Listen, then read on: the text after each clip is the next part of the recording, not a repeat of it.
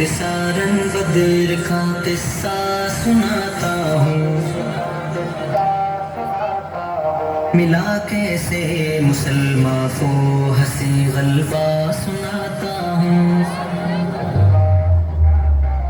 میں تم کو اختصاراً کا قصہ سناتا ہوں، ملا کیسے مسلمان کو ہنسی غلبہ سناتا ہوں۔ مبارک 17ویں تاریخ رمضان یوم جمعہ تھا، خدا کے دین کے غلبے سے عدو پر تار صدمہ تھا۔ عدو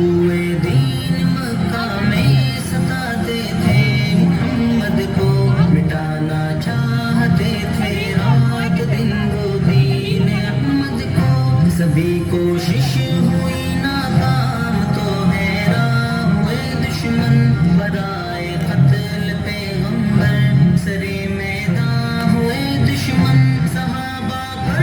عدووں نے مسلسل ظلم جب ڈھائے، رسول دو جہاں پر بھی ستم کے تیر برسائے، خدا سے حکم ہجرت جب ہمارے مصطفیٰ پائے، مدینہ کر کے ہجرت مصطفیٰ تشریف لے آئے، عدو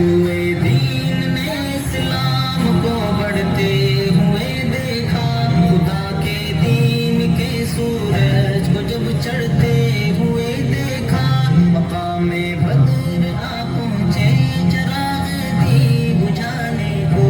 خدا کے دین پر چلتے تھے جو ان کو مٹانے کو، حق و باطل کی پہلی جنگ زمین بدر نے دیکھی، کہ نور و تیرگی کی جنگ زمین بدر نے دیکھی،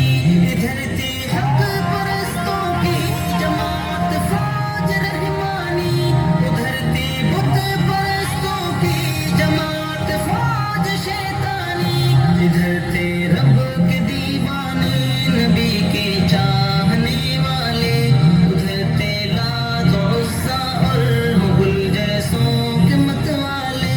ادھر کل 313 تھے جو تعداد میں کم تھے، مگر تھے سخت دشمن پر اگرچہ نرم باہم تھے،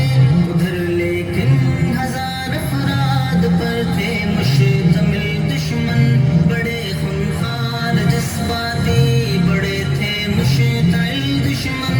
ادھر تھے بے سر و سامان مگر دل میں یقین رب، ادھر ہتھیار سے تھے لیس یہ دشمن سبھی کے سب، ادھر فاقہ کشی میں رات دن تھے کاٹنے والے، ادھر تھے کھات پیتے فر وطن اور بانٹنے والے، ادھر محو دعا سجدے میں تھے محبوب سبحانی،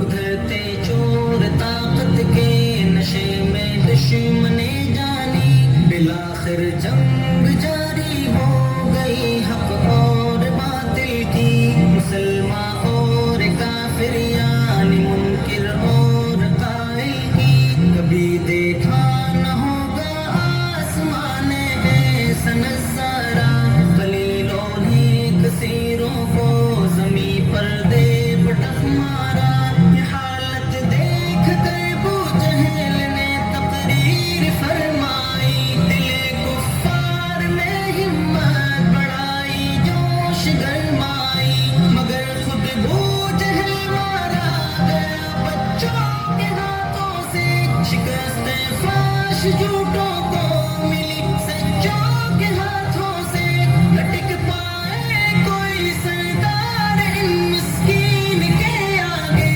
عدو تھرنے لگے سب غازیان دین کے آگے، زمین بدر پر اترے فرشتوں کی گئی لشکر، جدا ہونے لگے دشمن کے دھڑ سے دشمنوں کے سر، یکایک دشمنوں کے صف میں ماتم خوف کے چھائے، نہ بھالے تیر خنجر ڈھال نہ شمشیر کام آئے، کٹے جو کٹ گئے جو